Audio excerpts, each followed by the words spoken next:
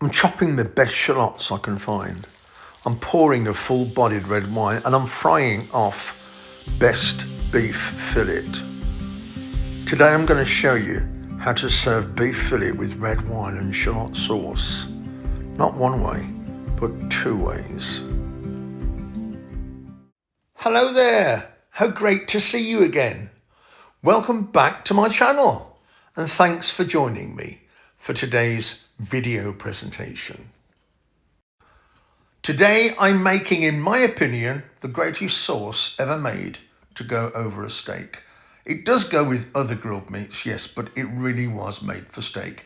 It's all about full-bodied red wine, rich beef stock, some really good quality banana-shaped shallots, a little bit of garlic, and a good amount of butter, a few fresh herbs. It's really not a complicated sauce, but you have to observe the stages we go through to reach the end. And when we do reach the end, I promise you, it's a sauce that you'll remember forever. It really is very, very special indeed. We're also going to be cooking a couple of great fillet steaks as well, just to demonstrate how nice it looks with the steak. Let's get cracking, shall we?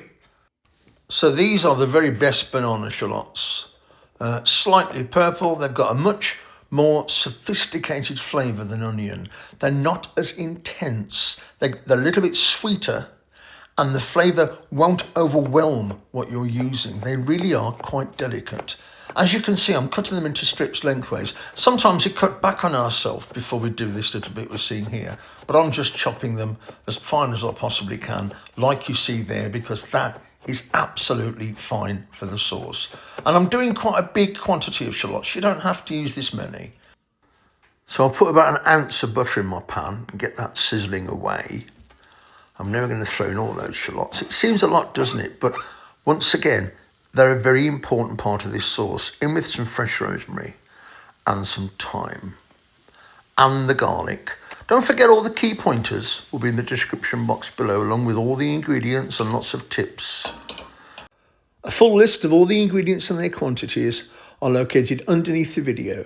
Find the word more, click on it, and instantly you'll see the page expand to reveal a full ingredient list.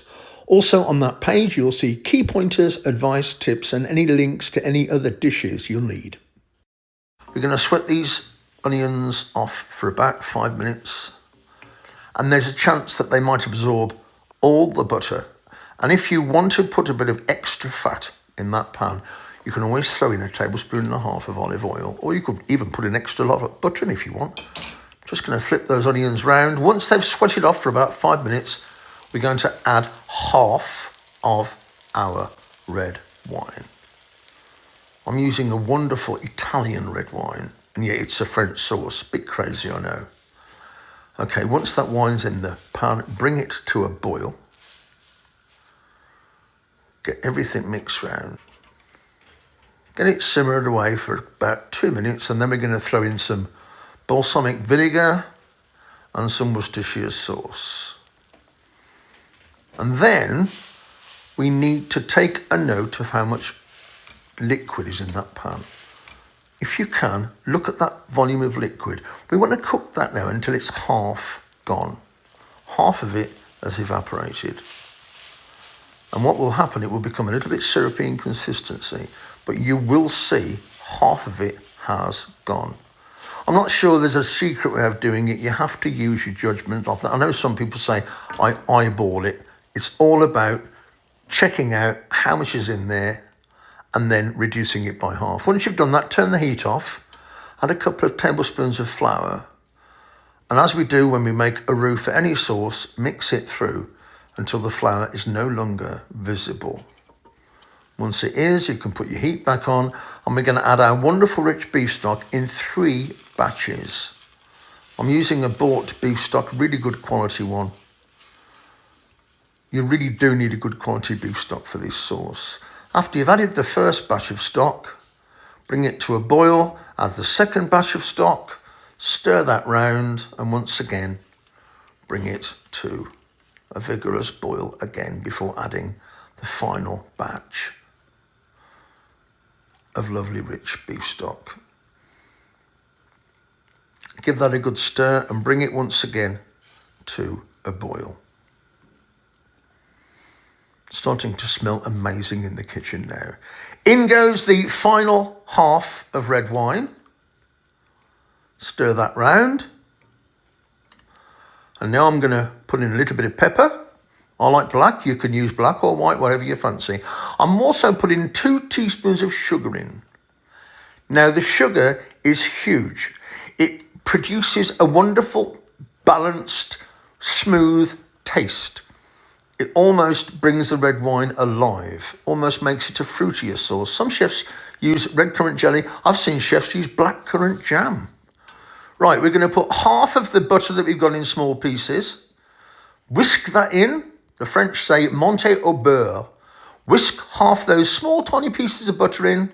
Sorry about the steam, this was a nightmare. The second half of the small pieces of butter, that goes in over a low to medium heat. Whisk the butter in as fast as you can. Whisk it in so that the butter melts and almost amalgamates into the sauce to produce this lovely velvety sheen. If you can see the sauce, it's got that lovely sheen edge to it. That's the butter. It also produces a fantastic consistency, a very smooth consistency in the mouth. The mouthfeel is sensational on this. The sauce is now ready. Can we get a close-up on that sauce, please?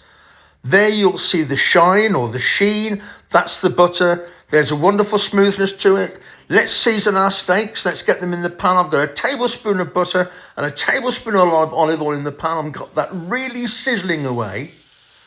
And then I'm going to put my fillet steaks in there. I like the medium rare. I cook the first side 4 minutes and the second side about 2 minutes, although it does depend on the thickness. I like to season my steaks. Some chefs don't. I like to. The first side, 4 or 5 minutes, gives you that lovely crust on the steak. It improves the flavour of the meat. Okay, this is the first way of preparing this sauce. This is to serve the sauce exactly how we made it, including all those wonderful shallots. It's beautiful. It's my favourite way of eating the sauce. That is the wonderful beef fillet and red wine and shallot sauce version 1. And it really is a fantastic way of having this sauce. And don't forget what I said, lots of other grilled meats are perfect. Now, version 2 is to take a portion of the sauce, couple of ladles, pass it through a sieve, and that is what you get. You get this fabulous, smooth, velvety gravy, incredibly intense in flavour, wonderfully fruity, and it is perfect. That is the more classical way of serving this sauce.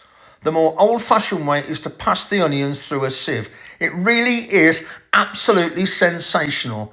That there is beef fillet in red wine and shallot sauce, 2 ways, everyone. Cheers everyone for watching the video. This has been a really special one. I hope you'll smash that like button. It's absolutely huge. The algorithm loves it. Helps us to expand the channel and to expose it to more people. We're looking to spread the love of great food to as many people as possible.